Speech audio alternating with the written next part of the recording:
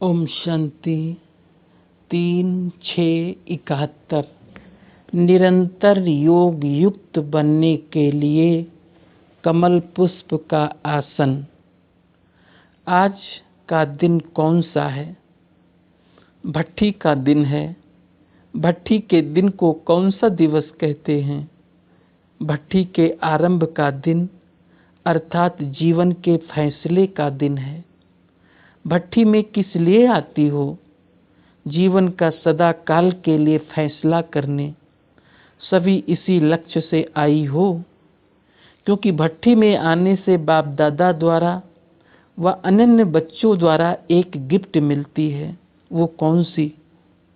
2 चीज मिलती है। सुनाना भी सहज होता है। ब्रैकेट में 2-4 ने अपना अपना विचार सुनाया। जो भी बातें सुनाई, उन सभी बातों की प्राप्ति का आधार कौन सी गिफ्ट है? वो है बुद्धि का परिवर्तन। रजोगुणी व व्यक्त भाव की बुद्धि से बदल सतोगुणी अव्यक्त भाव की दिव्य बुद्धि।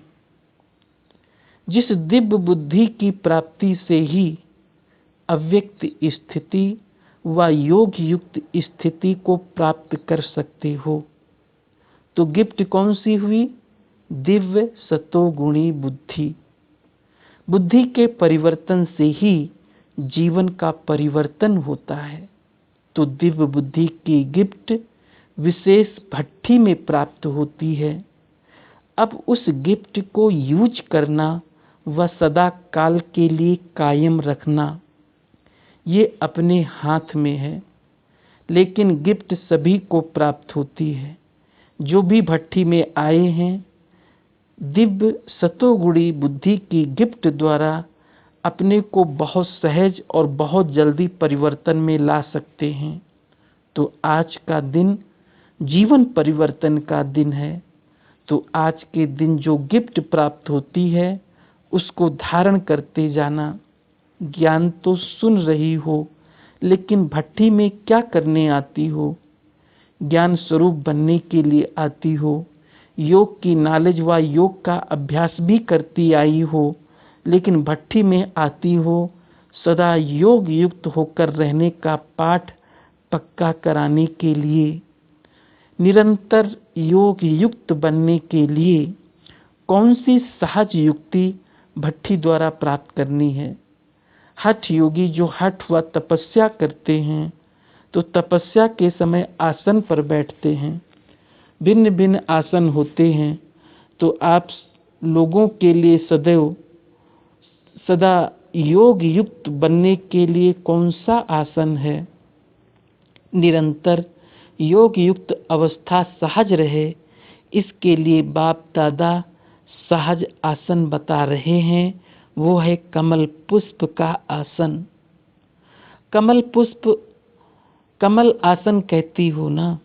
देवताओं के जो चित्र हैं, तो उसमें किस पर खड़ा हुआ बैठा हुआ दिखाते हैं? कमल के ऊपर।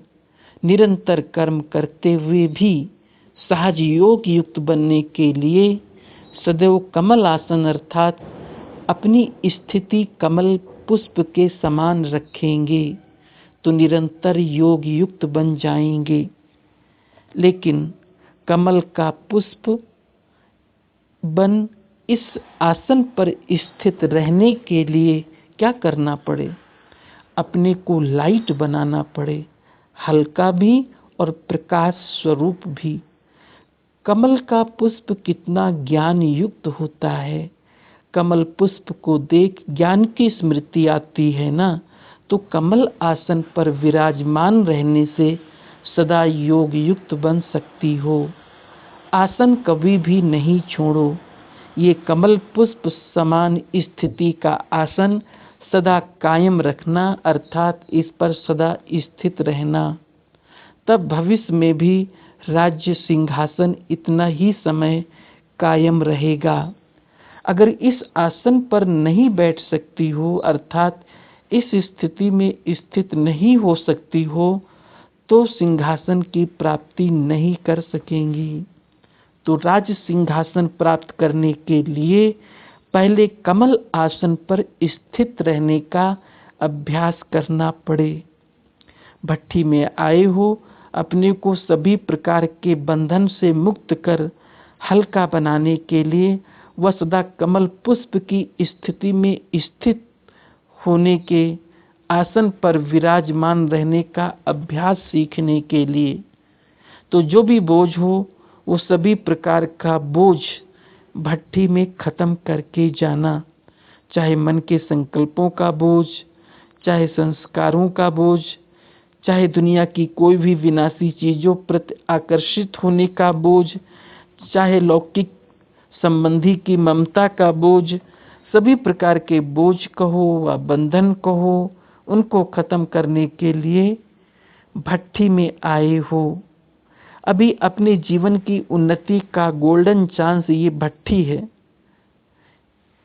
इस चांस में जितना चांस लेते हैं उतना ही सदा काल के लिए अपने जीवन को आगे बढ़ा सकेंगे। भट्ठी में कौन सा लक्ष्य रखकर आई हो? संस्कारों को परिवर्तन में लाकर फिर क्या बनने का लक्ष्य रखा है? ये ग्रुप विशेष किस बात में सभी ग्रुप से अच्छा है ये मालूम है? इस ग्रुप की एक बहुत अच्छी विशेषता है, गोल्ड में जब खाद डाली जाती है तो उसके बाद गोल्ड को मोल्ड नहीं कर सकते हैं। ओरिजिनल गोल्ड होता है उसको मोल्ड कर सकते हैं। तो ऐसे समझें कि ये सच्चा गोल्ड है, इसमें कोई खाद नहीं है। आप लोग अपनी विशेषता को तो जानते हो ना।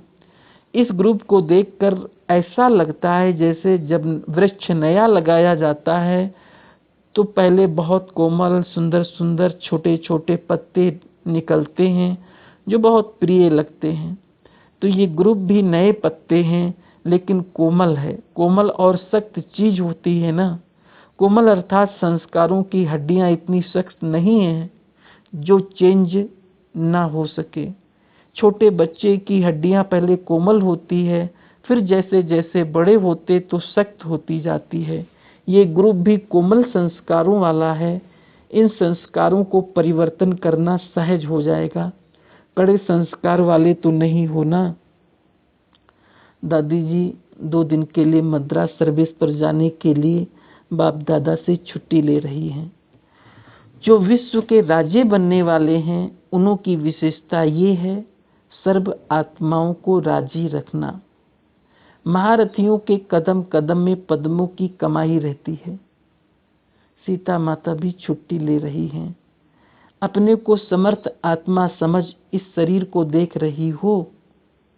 साक्षी अवस्था की स्थिति में स्थित होने से शक्ति मिलती है। जैसे कोई कमजोर होता है तो उनको शक्ति भरने के लिए ग्लूकोज चढ़ाते हैं। तो जब अपने को शरीर से परे अशरीरी समझते हैं तो ये साक्षीपन की अवस्था शक्ति भरने का काम करती है। और जितना समय साक्षी अवस्था की स्थिति रहती है उतना ही बाप साथी भी याद रहता है, अर्थात साथ रहता है। तो साथ भी है और साक्षी भी है। एक साक्षीपन की शक्ति, दूसरा बाप के साथी बनने की खुशी की खुराक। तो बताओ फिर क्या बन जाएंगी? निरोगी, शक्ति रूप, न्यारी और प्यारी। इस समय ऐसी न्यारी और प्यारी स्थिति में स्थित हो। ये स्थिति इतनी पावरफुल है जैसे डॉक्टर लोग बिजली की रेजेज देते हैं कीटाणु मारने के लिए, तो ये स्थिति भी ऐसी पावरफुल है जो 1 सेकंड में अनेक विकर्मों रूपी कीटाणु भस्म हो जाते हैं। विकर्म भस्म हो गए तो फिर अपने को हल्का और शक्तिशाली अनुभव करेंगे। सदैव प्रवृत्ति को भी सर्विस भूमि समझना चाहिए। अपने को बाप दादा के अति प्रिय समझती हो, क्यों? ऐसी क्या विशेषता जो अति प्रिय हो? एक बाप दूसरा ना कोई। ऐसे एक के ही लगन में रहने वाले बाबा को अति प्रिय हैं। समझा? अच्छा, ओम शांति।